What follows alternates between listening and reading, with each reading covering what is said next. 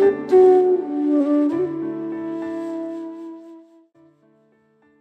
friends, welcome back to my channel Modern Tamilachi. எல்லாரும் சூப்பரா இருக்கீங்க அப்படினு நம்புறேன். இன்னைக்கு ஒரு சூப்பரான vlog தான் பார்க்க போறீங்க. ரொம்பவே இன்ட்ரஸ்டிங்கா இருக்கும். சோ வீடியோவை ஸ்கிப் பண்ணாம கடைசி வரைக்கும் பாருங்க. எப்பவும் போல சண்டே மார்னிங் கொஞ்சம் டே லேட்டா தான் ஸ்டார்ட் ஆச்சு. ஹஸ்பண்ட் காலையிலே நாட்டுக்கோழி சிக்கன் வாங்கிட்டு வந்திருந்தாங்க. சோ அதெல்லாம் வந்து எடுத்து க்ளீன் பண்ணி வச்சிரலாம் அப்படினு சொல்லிட்டு எடுத்து வச்சிட்டு இருக்கேன். எனக்கு என்னவோ பாத்தீங்கன்னா இந்த நாட்டுக்கோழி சாப்பிடுறதுக்கு பிடிக்கும், பட் அதை க்ளீன் பண்றதுக்கு மட்டும் சுத்தமா பிடிக்காது.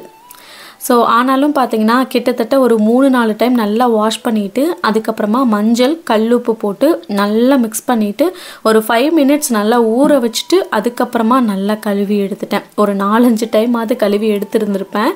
சாட்டர்டே மார்னிங்லேயே சொல்லிட்டேன் நான்வெஜ் இந்த டைம் நாட்டுக்கோழி தான் வாங்கணும் அப்படின்னு சொல்லிட்டு. என்னை சாப்பிட்டு ரொம்ப நாள் ஆச்சு, அந்த நினைப்பே வர மாட்டேங்குது. ஏன்னா அம்மா ஊருக்கு போனால் மட்டும்தான் சாப்பிடுவோமா, இங்கே வந்து சரி ஒரு நல்ல கடையாக பார்த்து வாங்கிட்டு வாங்க அப்படின்னு சொல்லியிருந்தேன். ஸோ வாங்கிட்டு வந்திருந்தாங்க. அதுக்கு தேவையான தக்காளி வெங்காயம்லாம் கட் பண்ணி எடுத்துக்கிட்டேன். ஃபஸ்ட்டு த்ரிஷன் குட்டிக்கு சூப் வந்து ரெடி பண்ணிடலாம். நாட்டுக்கோழியில் சூப் ரெடி பண்ணி கொடுத்தா குட்டீஸ்க்கு ரொம்ப நல்லது. ஃபஸ்ட்டு ஒரு குக்கரை அடுப்பில் வச்சுக்கிறேன். ஒரு டீஸ்பூன் அளவு நல்லெண்ணெய் சேர்த்துக்கலாம். நல்லெண்ணெய் சேர்த்து செய்யும்போது அந்த ஹீட்டெல்லாம் வந்து ரெடியூஸ் ஆகும் அப்படின்னு சொல்லுவாங்க. ஸோ நல்லெண்ணெய் சேர்த்துக்கோங்க. அதுக்கப்புறமா கொஞ்சமாக ஒரு 4-5 சின்ன வெங்காயத்தை கட் பண்ணி சேர்த்துருக்கேன். சீரகம், ஒரு 1/4 தக்காளி, அது நல்லா வதங்கினதுக்கப்புறமா இஞ்சி பூண்டு பேஸ்ட் வந்து ஒரு டீஸ்பூன் அளவு சேர்த்துட்டு நல்லா மிக்ஸ் பண்ணிவிட்டு அதோட பச்சை வாசனைலாம் போனதுக்கப்புறமா ஒரு 4-5 பீஸ் அளவுக்கு மட்டும் சேர்த்துருக்கேன். சேர்த்துட்டு நல்லா ஆயிலே வதக்கி எடுத்துக்கலாம். 1 இயருக்கு கீழே இருக்க குழந்தைங்களுக்கு உப்பு சேர்க்க வேண்டாம், பட் என்னோட த்ரிஷன் குட்டிக்கு நான் சேர்க்க ஆரம்பிச்சிட்டேன். ஸோ லைட்டாக சேர்த்துருக்கேன். சூப்புக்கு தேவையான அளவு தண்ணி சேர்த்துட்டு நல்லா மிக்ஸ் பண்ணிவிட்டு க்ளோஸ் பண்ணி ஒரு 4 விசில் பக்கம் விட்டு எடுத்துக்கிட்டேன். சிக்கன் நல்லா ஜூஸியாக வந்து எல்லாமே வெந்து வரட்டும் அப்படின்னு சொல்லிட்டு சிக்கன் எடுத்து கையில் பார்க்கும் போதே நல்லா உடையணும், அந்த அளவுக்கு வேக வச்சு எடுத்துக்கோங்க. இப்போ சிக்கன் தண்ணி குழம்பு நமக்கு எப்படி பண்ணுறதுன்னு பார்க்கலாம். பேன் அடுப்பில் வச்சுருக்கேன். 1 டேபிள் ஸ்பூன் அளவு நல்லெண்ணெய் சேர்த்துட்டு 1 டேபிள் ஸ்பூன் அளவு தனியா, 1 டீஸ்பூன் ஜீரகம், 1 டீஸ்பூன் மிளகு, ஒரு சின்ன 3/4 டீஸ்பூன் அளவு சீரகம், அப்புறம் 4 வரமிளகாய் சேர்த்துட்டு நல்லா வதக்கிக்கிறேன். இது லைட்டாக பொரிஞ்சதுக்கப்புறமா ஒரு 2 டேபிள் ஸ்பூன் அளவு தேங்காய் துருவல் சேர்த்துட்டு அதையும் நல்லா மிக்ஸ் பண்ணி விட்டுக்கிறேன். ஸோ இது நல்லா வந்து கொஞ்சம் கோல்டன் ப்ரௌன் கலருக்கு வந்ததுக்கப்புறமா வேற ஒரு பவுலுக்கு ட்ரான்ஸ்ஃபர் பண்ணிவிட்டு ஒரு 20-25 சின்ன வெங்காயத்தை நல்லா கட் பண்ணி வச்சுருக்கேன். அதை சேர்த்துட்டு நல்லா ஆயிலே வதக்கி எடுத்துக்கலாம். ஆக்சுவலாக இந்த குழம்புக்கு வந்து தக்காளி தேவைப்படாது. நான் வந்து ஒரு 1/2 தக்காளி அளவுக்கு மட்டும் சேர்த்துருக்கேன். இப்போ பார்த்தீங்கன்னா சிக்கன் சூப் சூப்பராக ரெடி ஆகிடுச்சு குட்டீஸ்க்கு. இது இட்லி, தோசை, சப்பாத்தி, அப்புறம் ரைஸ் கூட எல்லாம் மிக்ஸ் பண்ணி குழந்தைங்களுக்கு கொடுக்கலாம். நான் இன்னைக்கு த்ரிஷன் குட்டிக்கு ரைஸ் கூட தான் மிக்ஸ் பண்ணி கொடுத்தேன். இந்த மாதிரி மட்டன் சூப் இல்லை சிக்கன் சூப் அப்படின்னு சொல்லிட்டு ஸ்பெஷலாக ஏதாவது குட்டிக்கு பண்ணேன் அப்படின்னா காலையில் ஒரு 11 மணிக்கு ஒரு டைம் ஊட்டி விட்டுருவேன். அதுக்கப்புறமா ஈவினிங் ஒரு டைம் ஊட்டி விட்டுருவேன். ஸோ இந்த மாதிரி நம்ம ஷெட்யூல் பண்ணி கொடுக்கும்போது 2 டைம் வந்து அவங்க சாப்பிட்ட மாதிரியும் இருக்கும். ஒரு பக்கம் நான் சமையல் நடந்துட்டு இருக்கும் போதே பார்த்தீங்கன்னா இன்னொரு பக்கம் பேக்கிங் வேலைகள்லாம் போயிட்டுருக்கு. ஸோ சண்டேனாலே எங்களுக்கு இப்படி தான் போகும், அறக்க பறக்க போகும். ஸோ அடுத்தது வந்து பார்த்திங்கன்னா நான் கொஞ்சம் பட்டை கிராம்புலாம் தாளிக்க மறந்துட்டேன். ஸோ அதை தனியாக வந்து பட்டை கிராம்பு கொஞ்சம் கருவேப்பிலெலாம் தாளித்து சேர்த்துக்கிட்டேன். அடுத்ததான் அதே கடாயிலே வந்து கொஞ்சமாக சின்ன வெங்காயம் கட் பண்ணி சேர்த்துட்டு ஒரு வரமிளகாய், கொஞ்சமாக கருவேப்பிலை எல்லாமே சேர்த்து நல்லா மிக்ஸ் பண்ணதுக்கப்புறமா வாஷ் பண்ணி வச்சுருக்க சிக்கன் இது கூட சேர்த்துக்கிறேன். ஆக்சுவலாக இந்த பாத்திரம் பத்தாது, ஆனாலும் சரி தாளிக்கிற வரைக்கும் தாளித்து விட்டுடலாம் அப்படின்னு சொல்லிட்டு தாளித்து விட்டுட்ருக்கேன். பெரிய குக்கரில் ரைஸ் வச்சுருக்கேன். ஸோ அது விசில் அடங்குற வரைக்கும் வெயிட் பண்ண முடியாது, டைம் ஆகிடுச்சு அப்படிங்கிறதுனால இதில் ஃபஸ்ட்டு தாளித்து விட்டுட்டுருக்கலாம். வெந்துட்டு இருக்க வரைக்கும் வேகட்டும் அப்படின்னு சொல்லி பார்த்துட்ருக்கேன். ஸோ ஒரு பக்கம் சிக்கன் வெந்துட்டுருக்கு, இன்னொரு பக்கம் ரைஸ் வெந்துருச்சு. இப்போ இந்த பக்கம் வந்து நம்ம வெங்காயம் தக்காளி வதக்கி வச்சுருந்தோம் இல்லையா, அதை வந்து சேர்த்துட்டு நல்லா நைஸ் ஸ்மூத் பேஸ்ட்டாக அரைச்சி எடுத்து வச்சுக்கிட்டேன் நான். ஸோ திரியாக இருந்தாலும் நல்லாயிருக்கும் சிக்கன் குழம்புக்கு, இந்த குழம்புக்கு நல்லாயிருக்கும். பட் நான் வந்து நல்லா நைஸாகவே அரைச்சிக்கிட்டேன். ஹஸ்பண்ட் வந்து அந்த மாதிரி இருந்தால் தான் சாப்பிடுவாங்க. அடுத்ததாக வந்து நம்ம சிக்கனை வந்து அப்படியே குக்கருக்கு ட்ரான்ஸ்ஃபர் பண்ணிவிட்டு இஞ்சி பூண்டு பேஸ்ட் வந்து சேர்த்து தான் வதக்கினேன். பட் அது வீடியோவில் மிஸ் ஆகிடுச்சு. அப்புறம் காரத்துக்கு ஏற்ற மாதிரி மிளகாத்தூள், மல்லித்தூள், குழம்பு மிளகாத்தூள், சீரகத்தூள் எல்லாமே சேர்த்து நல்லா மிக்ஸ் பண்ணிவிட்டு குழம்புக்கு தேவையான உப்பும் சேர்த்துட்டு க்ளோஸ் பண்ணி ஒரு 2 விசில் பக்கம் மீடியம் ஃப்ளேம்லேயே விட்டு எடுத்துக்கிட்டேன். சூப்பராக சிக்கன் வந்து வெந்து அழகாக சூப்பராக வந்துடுச்சு. இப்போ இந்த குழம்பு வந்து நம்ம ரைஸ் கூட சேர்த்து மிக்ஸ் பண்ணி சாப்பிட்டுக்கலாம். ஸோ இதில் இருக்கிற இந்த சிக்கன் பீசஸை மட்டும் நான் வடித்து எடுத்துகிட்டு இதில் வந்து ஒரு கிரேவி ரெடி பண்ண போகிறேன். கடைசியாக குழம்புக்கு நம்ம தாளிப்பு ஊற்றோம் அப்படின்னா சூப்பராக இருக்கும். நான் கொஞ்சமாக நல்லெண்ணெய் தான் சேர்த்துருக்கேன். அதில் வந்து கொஞ்சோண்டு கருவேப்பிலை சேர்த்துருக்கேன். காஷ்மீர் மிளகாத்தூள் இருக்கு இல்லையா, அது வந்து ஒரு டீஸ்பூன் அளவு சேர்த்துட்டு அப்புறம் மிளகுத்தூள் அதையும் சேர்த்து நல்லா மிக்ஸ் பண்ணிவிட்டு கடைசியாக குழம்புல சேர்க்கும் போது நல்ல வாசனையாக இருக்கும். மிளகுத்தூள்லாம் இந்த மாதிரி கடைசியாக சேர்த்து பாருங்கள், நல்ல வாசனையாக இருக்கும். குழம்பு ரெடி பண்ண அதே சிக்கனே நல்லா வடித்து எடுத்துட்டு அதில் வந்து நம்ம பொரியல் வந்து பண்ணோம் அப்படின்னா சூப்பராக இருக்கும் டேஸ்ட்டு. ஃபஸ்ட்டு நான் வந்து வடித்து எடுத்துக்கிட்டேன். அதுக்கப்புறமா வெங்காயம் கருவேப்பிலெல்லாம் போட்டு தாளிச்சிட்டு அதுக்கப்புறமா அதே சேர்த்துட்டு ஆல்ரெடி நம்ம சிக்கன் வெந்திருக்கும் அப்படிங்கிறதுனால மசாலா தூள் மட்டும் சேர்த்துக்கலாம். நான் குழம்பு மிளகாத்தூள், கரம் மசாலா, தனி மிளகாத்தூள் மட்டும் சேர்த்துட்டு நல்லா மிக்ஸ் பண்ணிக்கிறேன். மசாலா நம்ம வதக்கி வறுத்து அறுத்தோம் இல்லையா, அந்த மசாலாவை மீதி கொஞ்சம் வச்சுட்டு கூட இதில் வந்து சேர்த்து நல்லா ட்ரை கிரேவியாக வந்து ரெடி பண்ணலாம். பட் நான் அப்படி ரெடி பண்ணாமல் அதுலேருந்து குழம்பு மட்டும் எடுத்து இதில் ஒரு 2 குழிக்கரண்டி அளவு சேர்த்துட்டு நல்லா மீடியம் ஃப்ளேம்லேயே நல்லா கொதிக்க விட்டு எடுத்துட்டேன். சூப்பராக வந்து சிக்கன் கிரேவி வந்து ரெடி ஆகிடுச்சு. ட்ரை பண்ணி பாருங்கள். கடைசியாக வந்து கொஞ்சம் உப்பு பெப்பர் மட்டும் போட்டு நல்லா மிக்ஸ் பண்ணி அடுப்பு ஆஃப் பண்ணிட்டேன். ஹஸ்பண்ட்க்கு நான்வெஜ் அப்படின்னா அவ்வளோ இஷ்டம். கோத்தகிரியில் இருக்கும்போது கூட பார்த்திங்கன்னா வாரத்தில் ஒரு 3-4 நாளாவது எப்படியும் வந்து நான்வெஜ் எடுத்துருவோம். எப்படினாலும் இருக்கும். அட்லீஸ்ட் டின்னருக்காவது ரெடி பண்ணிவிடுவேன். பட் இங்கே வந்ததுக்கப்புறம் சாப்பிட்றதுக்கான அந்த டைமே கிடைக்கிறதில்ல. ஆனால் பட் சண்டேவை மிஸ் பண்ணாமல் எப்படியாவது சண்டே வந்து நான்வெஜ் எடுத்துருவோம். சண்டே இந்த மாதிரி தான் போச்சு. அடுத்த நாள் காலையில் மண்டே கிளைமேட் பார்த்திங்கன்னா இப்படி தான் இருக்குது. காலையில் ஒரு 10:30க்கு மேலே இருக்கும். நல்ல மிஸ்ட்டு, மழையும் அப்பப்போ தூரிட்டு இருந்தது. ஸோ இந்த கிளைமேட்க்கு நல்ல மிட் மார்னிங்கில் ஒரு சூடாக ஒரு காஃபி போட்டு குடித்தா நல்லாயிருக்கும் அப்படின்னு சொல்லிட்டு எனக்கும் ஹஸ்பண்ட்க்கும் காஃபி போட்டுட்ருக்கேன். காலையில் எழுந்திருக்கும் போதுலேருந்தே கொஞ்சம் எனக்கு உடம்பு சரியில்லை. ஹஸ்பண்ட் அதனால் பார்த்திங்கன்னா லீவ் போட்டாங்க. ஏன்னா அன்னைக்கு வந்து நிறைய வேலை இருந்தது வீட்லேயும். ஷோவை மட்டும் ஸ்கூலில் அன்னைக்கு ட்ராப் பண்ணிவிட்டு வந்துட்டாங்க.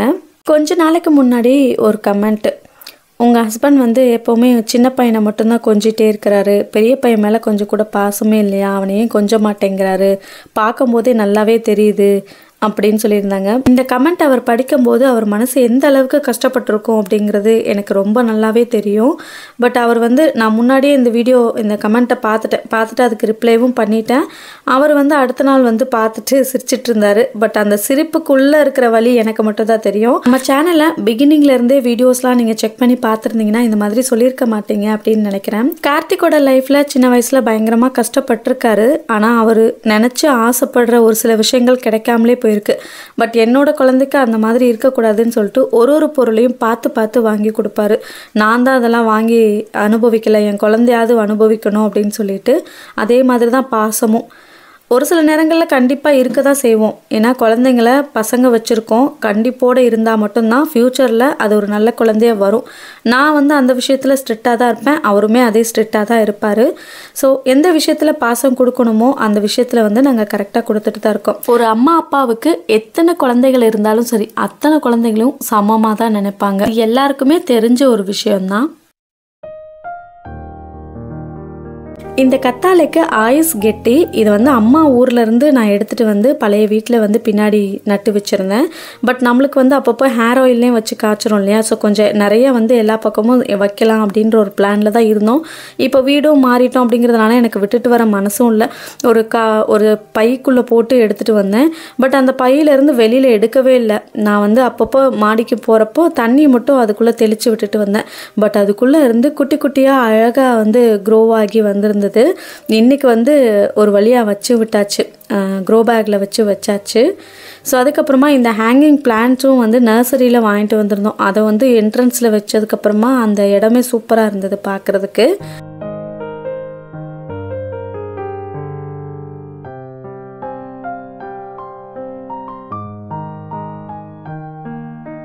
வீடு ஷிஃப்ட் ஆகி வந்துட்டு ஒரு சில இடங்கள் எல்லாமே நல்லா ப்ராப்பராக செட் பண்ணியாச்சு. பட் பெட்ரூம் மட்டும் இன்னுமே செட் பண்ணாமல் இருக்குது.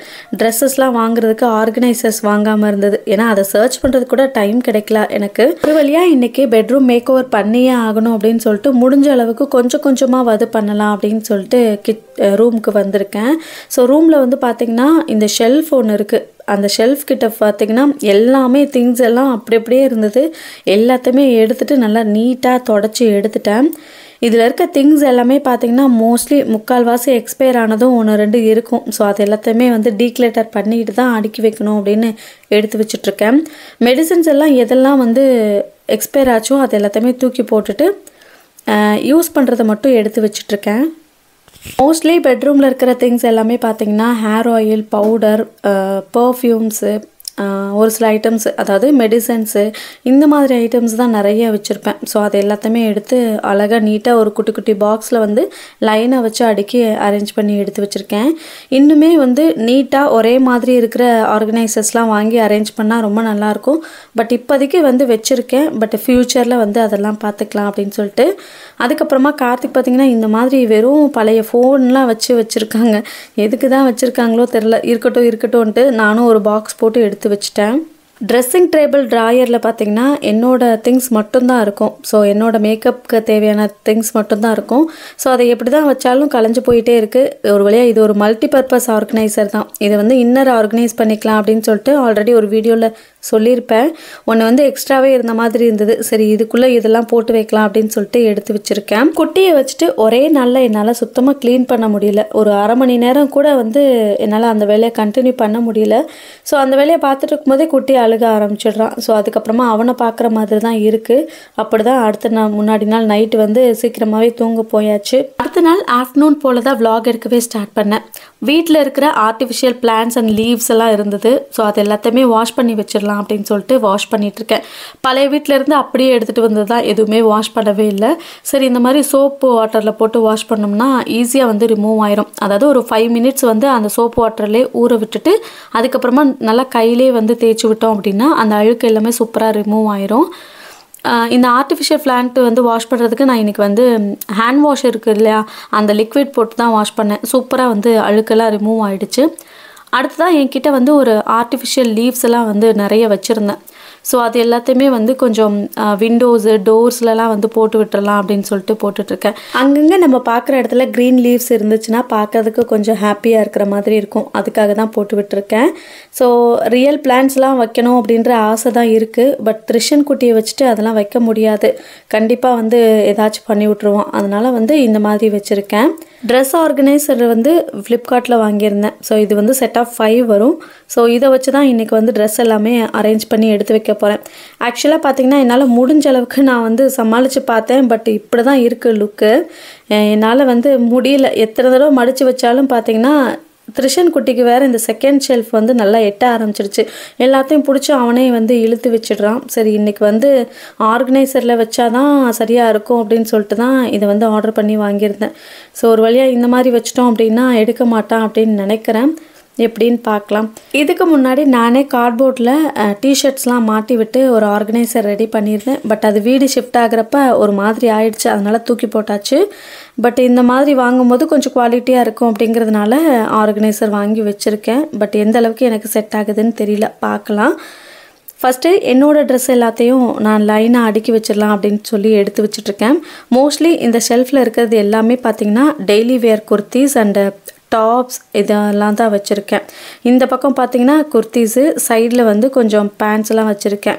ஸோ இது வந்து பார்த்திங்கன்னா என்னோடய டிஷர்ட்ஸ், பேண்ட்ஸ், அதுக்கப்புறம் ஷார்ட் டாப், ஷார்ட்ஸ் எல்லாமே எடுத்து வச்சுருக்கேன். ஸோ இது எல்லாமே பார்த்திங்கன்னா ஓரளவுக்கு 2 பாக்ஸ்லேயே வந்து அடங்கிடுச்சு. அப்புறம் அந்த நைட்டி மட்டும் வைக்கிறதுக்கு பத்தலை. ஸோ அதை வந்து சைடில் அடுக்கி வச்சுட்டேன். அடுத்ததான் ஹஸ்பண்டோட ட்ரெஸ்லாம் அரேஞ்ச் பண்ணுறதுக்கு கையோடு அவரையும் இழுத்துட்டு வந்துட்டு அடுக்கி வைக்கிறதுக்கு என்னென்னலாம் வைக்கிறது அப்படின்னு சொல்லிட்டு எடுத்து வச்சுட்ருந்தேன். ஸோ ஒரு வழியாக அவரோடதும் வந்து செட் பண்ணியாச்சு.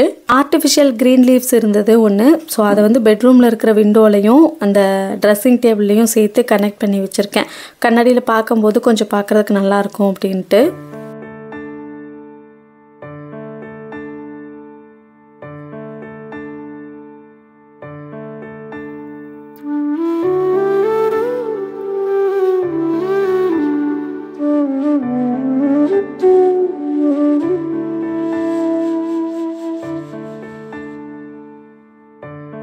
ஒரு வழியாக பெட்ரூமில் இருக்கிற 2 ஓப்பன் ஷெல்ஃபையும் அழகாக நீட்டாக அரேஞ்ச் பண்ணி வச்சுட்டேன் அப்படின்னு நினைக்கிறேன். அதுக்கப்புறமா ஃபைனலாக பார்த்திங்கன்னா காட்டன் நீட் பண்ணிடலாம் அப்படின்னு சொல்லிட்டு அதுதான் பார்த்துட்ருக்கேன். என்ன தான் நம்ம நீட் பண்ணி வச்சாலும் குழந்தைங்க இருக்கிற வீட்டில் களைச்சி விட்டுறாங்க. ஸோ அதனால் பார்த்திங்கன்னா எல்லா பக்கமும் இருக்கிற மாதிரி எலாஸ்டிக் பெட் ஸ்ப்ரெட் தான் வந்து யூஸ் பண்ணிகிட்ருக்கோம். ஸோ இது வந்து பார்த்திங்கன்னா என்ன தான் அவங்க ஆட்டம் போட்டாலும் சரி, அது வந்து கொஞ்சம் லைட்டாக சுருங்கின மாதிரி இருக்குமே தவிர ஃபுல்லாக கலையாது. ஸோ அதனாலே வந்து இதை மாட்டி விட்டுடுறது. நான் வாங்குகிற பெட் ஸ்ப்ரெட்லாம் எங்கே வாங்குகிறேன் அப்படின்னு சொல்லி கேட்டிருந்தீங்க. ஃப்ளிப்கார்ட்டில் தான் நான் எல்லாமே பர்ச்சேஸ் பண்ணுறேன். ஸோ இந்த மாதிரி ஐட்டம்லாம் அதில் நல்லா தான் இருக்குது. பெட் ஸ்ப்ரெட் கலர் வந்து டார்க் ஷேடை விட லைட் ஷேட் எடுத்தீங்க அப்படின்னா சூப்பராக இருக்கும். ரூமே வந்து கொஞ்சம் பிரைட் லுக்காக இருக்கும். பட் குழந்தைங்க இருக்கிற வீட்டில் மெயின்டைன் பண்ணுறது கொஞ்சம் கஷ்டம்தான். ஆனால் ட்ரை பண்ணி பாருங்கள், ரொம்ப நல்லாயிருக்கும் லுக்கு. லைட் ஷேடாக போடும்போது அந்த ரூமே ஃபுல்லாக பிரைட்டாக இருக்கிற மாதிரி இருக்கும். ஸோ வீடு ஃபுல்லாக ரூம் ஃபுல்லாக அரேஞ்ச் பண்ணதுக்கப்புறமா ஃபைனல் லுக் எப்படி இருக்குது அப்படிங்கிறத சொல்லுங்கள் பார்த்துட்டு.